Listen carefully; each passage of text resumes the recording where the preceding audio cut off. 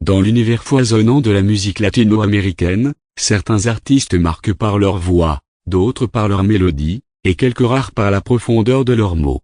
Ricardo Arjona incarne cette dernière catégorie. Originaire du Guatemala, cet auteur-compositeur-interprète singulier a conquis des millions d'admirateurs à travers le monde avec ses chansons poignantes, pleines de réflexions sociales, d'émotions humaines et de poésie urbaine. Sa plume acérée, son style éclectique et sa fidélité à ses convictions artistiques font de lui une figure à part dans la scène musicale hispanophone. Voici le parcours passionnant de Ricardo Arjona, un artiste aussi rebelle que sincère. Les débuts d'un enfant du Guatemala. Ricardo Arjona naît le 19 janvier 1964 à Jocotenango, un petit village du département de Zacatepec, au Guatemala. Dès son plus jeune âge, il est baigné dans un environnement artistique. Son père, Ricardo Arjona Moscoso, est enseignant et également chanteur amateur de musique traditionnelle. Très vite, le jeune Ricardo développe une passion pour la musique et commence à écrire ses premières chansons. Mais Ricardo ne se limite pas à la musique. Pendant son adolescence, il se distingue aussi comme un excellent joueur de basket-ball. Il devient même membre de l'équipe nationale guatémaltèque, et détient pendant un temps un record national de points.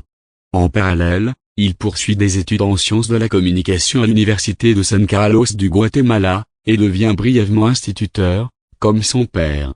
Une première carrière musicale hésitante en 1985, Ricardo Arjona tente une première percée dans l'industrie musicale avec son album Des Jam de Cirque Te Amo, produit au Mexique. Mais ce premier disque, orienté vers une pop romantique très formatée, ne rencontre pas le succès espéré.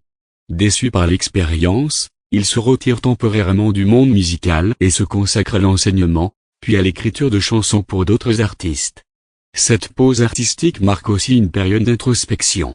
Arjona prend conscience qu'il doit s'éloigner des standards commerciaux pour écrire ce qu'il ressent vraiment.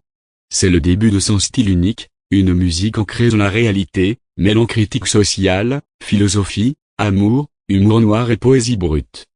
La révélation et l'ascension internationale. Le véritable tournant survient en 1991 avec l'album Jus, Verbo no Sustantivo, qui impose Arjona comme un auteur à la plume engagée et provocatrice. Le titre éponyme, une critique acerbe des dogmes religieux, surprend et séduit.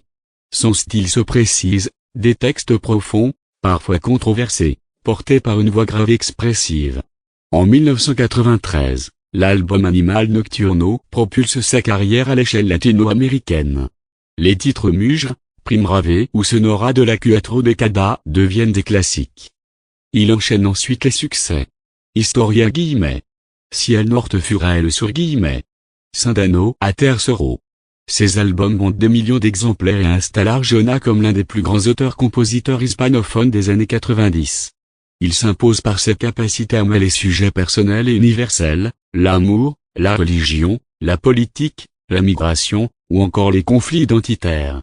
Une carrière d'auteur indépendant dans les années 2000, Ricardo Arjona continue de diversifier son style musical, flirtant avec la pop, le rock, la ballade romantique, les rythmes latinos, voire la musique cubaine ou gospel.